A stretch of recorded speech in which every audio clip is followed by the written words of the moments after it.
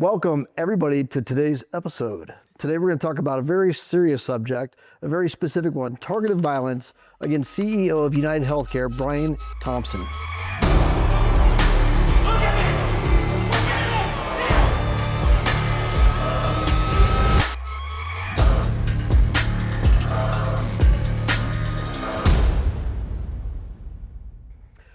Team, today I think this is an extremely important one because organizations need to understand a lot of things about this one. I know there's some good takeaways from it, and a lot of it's still being researched right now. So there's a lot of details that are coming out, in the news as we speak. But what do you think are some of the biggest takeaways organizations need to know as far as targeted violence is, specifically to maybe even executives? It's a complicated one, and I know we've talked about this offline about how challenging the news is right now. There's not a lot of details out there. So in general terms, I think we still have a lot to learn, but I think it shows a couple of things right away.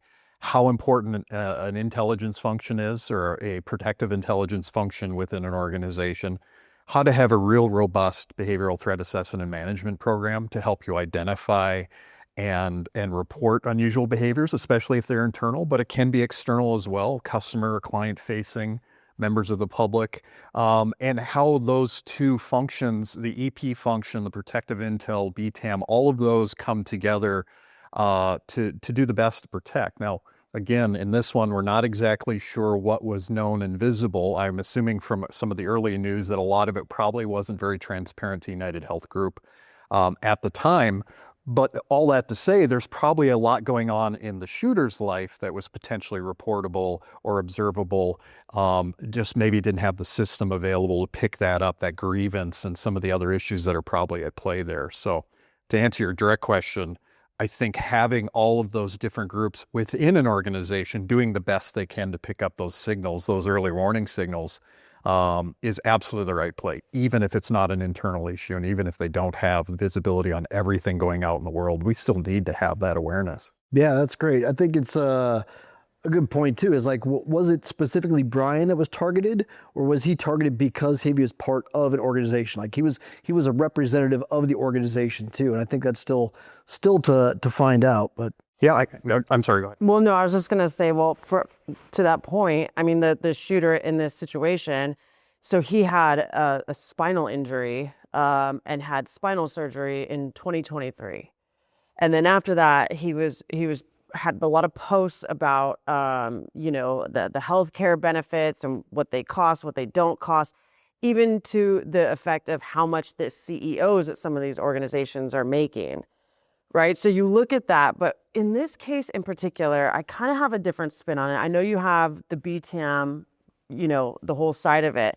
But if you look at the other aspect of this, so were there warning signs leading up to it? Again, we don't have all the specifics in this case. But what we do know is the family of the shooter said that he was withdrawn. They couldn't get a hold of him in the several months leading up to that. And he would frequently post on social media. He stopped posting altogether, so almost like went dark. And so when we look at this and we talk about awareness training in this space, when we do this, workplace violence prevention awareness training, what behaviors are you looking for? Is there big life stressors like a serious injury, an illness, a hard recovery? Are there these warning signs that the family even could have seen in this situation? And I know I bring it up a lot, but it was a couple months ago, there was that guy on the way to the Atlanta airport. And, he had some odd behavior leading up to this situation. And it was his family that was noticing this change of behavior. And then when he was on his way to the airport, they didn't know where he was on the way to, from my understanding. He posted something ambiguous on social media, like a vague threat. And the family's like, okay, this is definitely off. Something's going on with this individual. So they reported it to the PD. When they got involved, they see him at the Atlanta airport doing surveillance. And then when they search his vehicle, they find several weapons.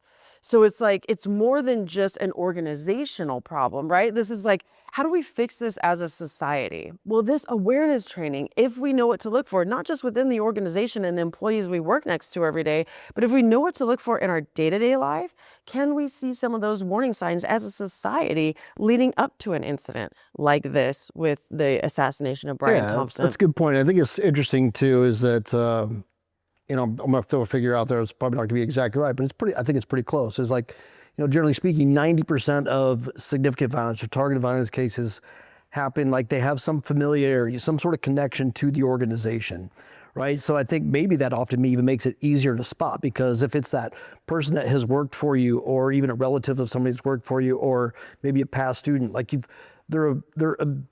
their behaviors are observable by the organization, and can be reported and seen much easier as compared to like outside the organization. It doesn't seem as though there's a real direct connection, aside from the grievance, obviously, that Luigi had with the organization. So it really comes down to like the family themselves knowing exactly what to look for, seeing things like going dark being a pretty significant behavior of concern, and being able to report that. They might not even know who he had a grievance with, or maybe they did. And I know a lot of this is going to come out, but yeah, I think that's extremely important to understand, like those different sources of violence and how hard they can be to spot when it's outside your organization. Well, and then also, I mean, it just kind of poses the question when we start looking at executive protection.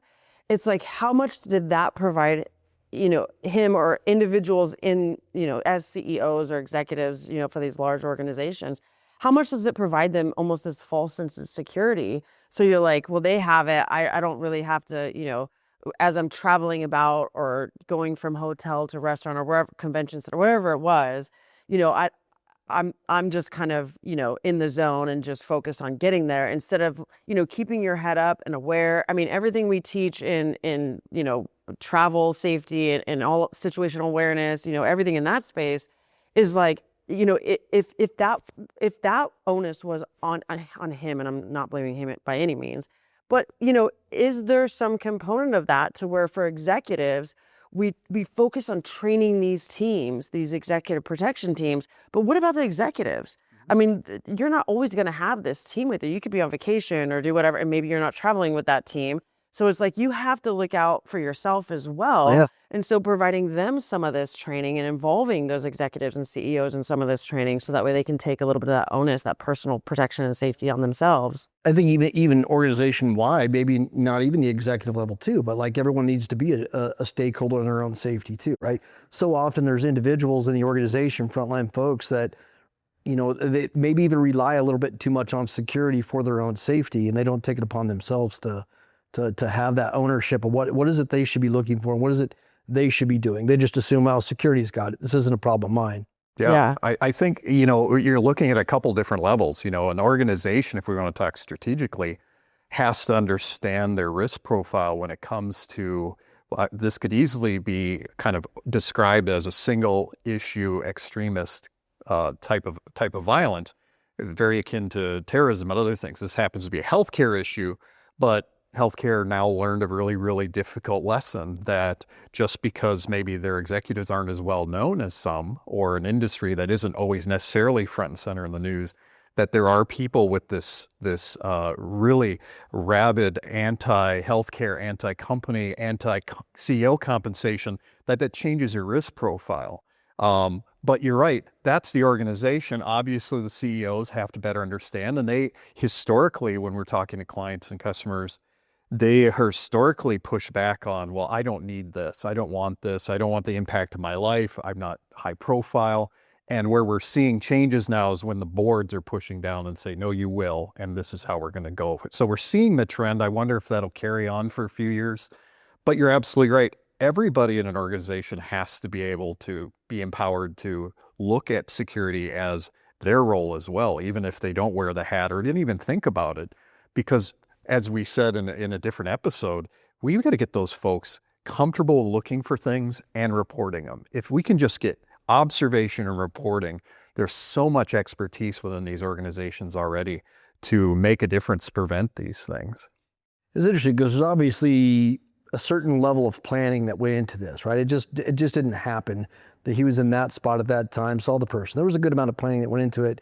And as the case continues and things are going to trial, it'll be interesting to see what else comes out of how much planning there was involved in that too. I'm hoping that I think it's another thing to talk about is, it seems as though to some people it was even celebrated that happened. So I hope it doesn't hold on to like a contagion effect, similar to other things too, where this becomes more normal, right? And so I definitely hope that doesn't happen.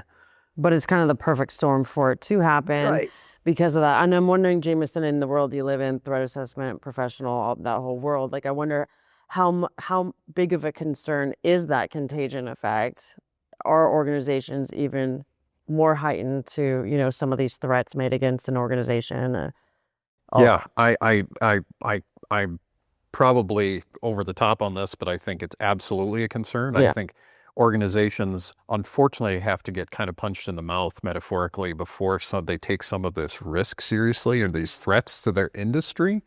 Obviously, we have to be good with understanding threats that we receive, and EP programs and protective intel programs. This is what they do. But a lot of this stuff comes in indirect ways, just hot topics, industry-wide things. And I think this healthcare one's a great example of what happens when you see that contagion effect and how everyone's kind of circling the wagons in the healthcare industry. Look, we're under the radar now. We have this groundswell of anti-healthcare, anti-CEO compensation that's really hit a peak now, changing the risk profile across the board. And they've just unfortunately been pushed into it, shoved into worrying about it now, where maybe it wasn't as much of a concern as it, even just a couple of years ago. Well, and I see this, when I travel and I do de-escalation training, I see this a lot on a lower level, but I see it within utility companies where these individuals have to go on someone's property and shut off their water or power or whatever it is.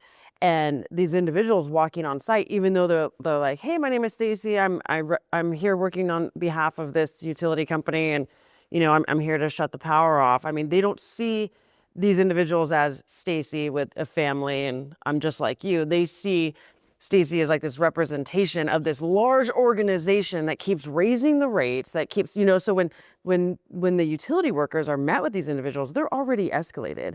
And so it's like, wait, I didn't even do anything. Well, you don't have to. They see you as a representation of that brand. They're not seeing you as this individual with a family and trying to make ends meet just like everybody else, so that's a real concern here. 100%. Yeah, I guess, and to kind of bring that exact point back to the case is like the grievance, obviously it happened.